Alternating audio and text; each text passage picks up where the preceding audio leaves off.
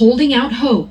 That's the message President Biden shared with Brittney Griner's wife, Sherelle, along with Paul Whelan's sister, Elizabeth, in back-to-back private meetings at the White House Friday.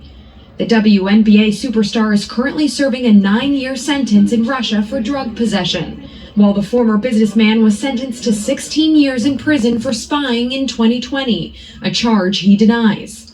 The White House saying the president appreciated the opportunity to learn more about Brittney and Paul from those who love them most, and acknowledged that every minute they are being held is a minute too long. The Biden administration considers both wrongfully detained and has been trying to get them home for months. We are working on it every day, and just because we don't say something or you don't see something doesn't mean it's not happening.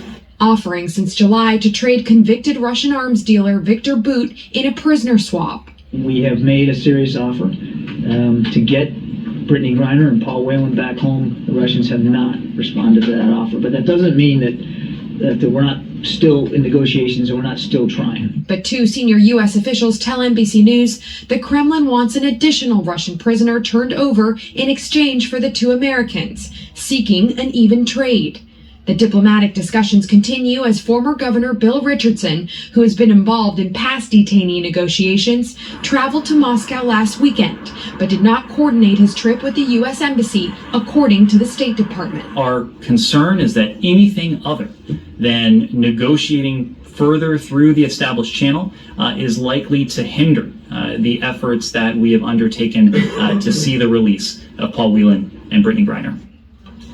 And overnight, Sherelle Griner released a statement thanking the president for meeting with her and for the administration's efforts to secure Brittney's release, saying she's felt every minute of the grueling 7 months without her, and she looks forward to the day her wife is back home safely. Monica, yeah, the family's trying to keep the focus on bringing their loved ones home. Meanwhile, there is also some news on another front about the search of former President Trump's Mar-a-Lago home and those classified documents taken by the FBI. What do we know about that? That's right. The Justice Department is appealing parts of a Florida judge's decision to appoint a special master to review that classified material recovered from Mr. Trump's Mar-a-Lago estate. This would allow the FBI to regain access to about 100 of the most sensitive documents, the government arguing they need those to continue a critical national security investigation. The filing comes one day after that judge appointed another federal judge, Raymond Dearie, to serve as the independent reviewer in the case. He's set to hold his first meeting with the Trump team and DOJ on Tuesday. Peter and Kristen.